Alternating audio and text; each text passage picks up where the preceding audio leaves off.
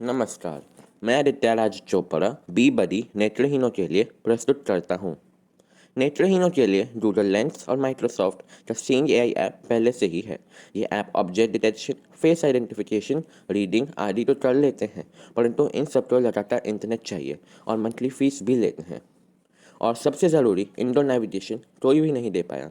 जो navigation apps भी हैं वो बीकन या वाईफाई पर निर्भर है, जिनके लिए इंस्टॉलेशन और बिजली की ज़रूरत पड़ती है। ये प्रोडक्ट्स बहुत महंगे भी हैं। मेरे आइडिया के अनुसार ये मेरा एक इंडिपेंडेंट गैजेट है जिसको लगातार इंटरनेट नहीं चाहिए। रियल सेंस का D435 डेप्थ कैमरा और T265 क्रैकिंग कैमरा की मदद से ऑब्जेक्ट डिटेक्शन, नेविगेशन आदि कर सकता है। इस गैजेट में मैंने 2 छोटे वाइब्रेटर भी लगाए हैं, माइक्रोफोन और ईयरफोन भी लगाए हैं। मैंने इस प्रोजेक्ट में पाइथन, जावा, एंड्रॉयड स्टूडियो, टेंसरफ्लो आदि सॉफ्टवेयर का इस्तेमाल किया है। आइए इस गैजेट का प्रयोग करके दिखाता हूँ। सबसे पहले यहाँ जैसे ही कोई इंसान कैमरा के सामने आता है, ये उसके बारे में बताता है। जैसे यहाँ एक अननोन मैन 2 फीट दूर 46 साल की खुश है, और नीचे एक अननोन वुमेन 10 फीट दूर 75 साल की, और वो भी खुश है। इस स्लाइड में आप देख सकते हैं, जो पिछली स्लाइड में अननोन पर्सन थे, उनका नाम जब हमने गैजेट को बताया तो वो यहाँ नवीन चोपड़ा के नाम से आइडेंटिफाई हो रहे हैं। अब आप देखें राइट में, जैसे ही मैं कैमरा के सामने आता हूँ वो मुझे अननोन पर्सन से डिटेक्ट करता है। जब मैं नाम अपना उसे दे देता हूँ तब वो मुझे आदित्य राज चोपड़ा करके पहचान लेता है। एक बार किसी इंसान को जब नाम दे दिया जाता है तो वो इंसान किसी भी वेश में आए, ये उसे पहचान लेता है। जैसे मैं इन 4 तस्वीरों में ऐनक के साथ, बिना ऐनक के, टोपी और हुडी पहन के आया हूँ, और मुझे हर बार पहचान लेता है। इसी तरह ये हमारे भाव को भी पढ़ लेता है। जैसे कि आप देख सकते हैं इन 3 तस्वीरों में, इसने मुझे उदास, खुश और आश्चर्यचकित भाव में पहचान लिया है। ये अनेक प्रकार की वस्तु पहचान लेता है, जैसे laptop, glass, bag, chair, table आदि। ये आग को भी पहचान लेता है। अब मैं आपके सामने एक प्रयोग दिखाता हूँ। मैंने इससे पूछा, मेरी बोतल कहाँ है? उसने बोला कि उसे बोतल नहीं दिखी। फिर जब मैं बोतल इसके सामने लाया और उससे जब दोबारा पूछा, उसने बोला कि वो मेरे सामने 2 फीट की दूरी पे है। अब आपको नेविगेशन के बारे में बताता हूँ।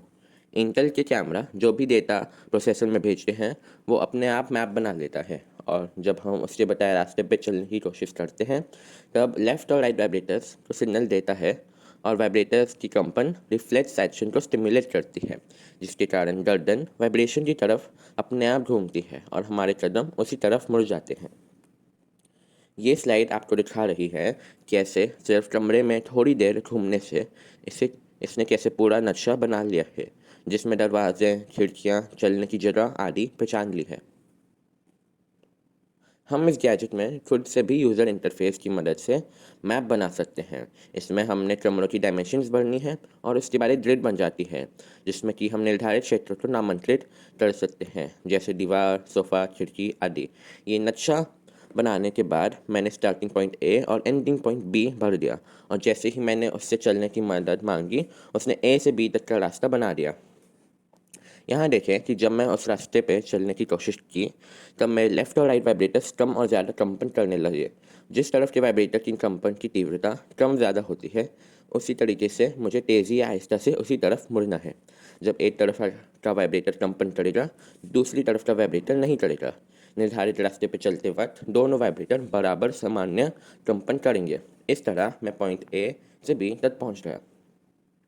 ये गैजेट और भी मददगार बन जाता है, जैसे कि पार्क या सड़क को आइडेंटिफाई कर लेता है, हाथों में कौन से नोट हैं, सड़क के बोर्ड पे क्या लिखा है, और लोग इशारों से क्या बोल रहे हैं। ये डॉक्यूमेंट्स को स्कैन और स्टोर भी कर लेता है। आजकल के प्रोडक्ट्स पे क्यूआर और बार कोड्स को पढ़ के प्रोडक्ट्स का नाम और कीमत बता सकता है। ये रंगों में भेद कर लेता है और सामने पड़े बक्से का साइज़ भी बता देगा। मैं अपने स्कूल की मेंटर मिस ननीता चोपड़ा को धन्यवाद करता हूँ।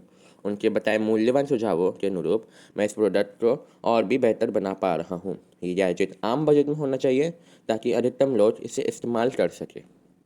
आप सबका धन्यवाद कि आपके कारण मैं अपना आइडिया, इनोवेशन प्रस्तुत कर पाया। मुझे यकीन है कि आगे चलकर मैं इस प्रोटोटाइप को जल्द ही कमर्शियल बना पाऊँगा। धन्यवाद।